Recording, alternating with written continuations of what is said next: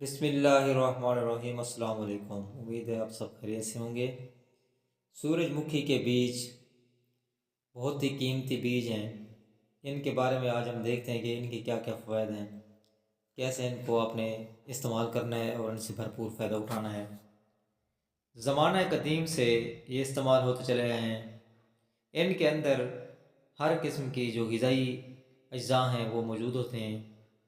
40 سے 42% ان کے اندر ہوتی ہے تیل کی مقدار، پروٹین ہوتی ہے ان کے اندر، فائبرز بھی ہوتے ہیں، پوٹاشیم، سوڈیم، زنک، یہ سارے اجزاء ان میں موجود ہوتے ہیں۔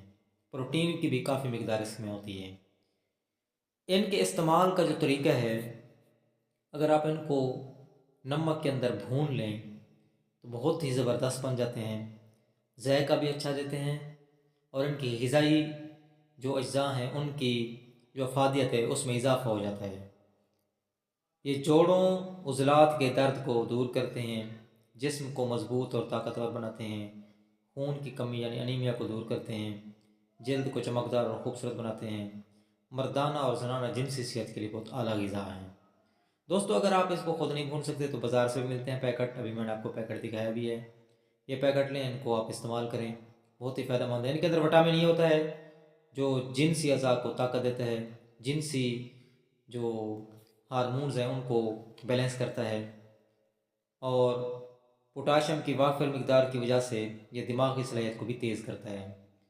سوڈیم اور پوٹاشیم کا توازن برقرار رکھتا ہے، دل کے پٹھوں کو مضبوط کرتا ہے، ہڈیوں کو مضبوط کرتا ہے، جوڑوں کا درد، کمر کا درد، ان سب میں بہت ہی مفید ہے۔ جن عورتوں کو مینسز وغیرہ کا پیریڈ کا مسئلہ ہوتا ہے ان کو بھی ریگولر کرنے میں اس کا اہم کردار ہے۔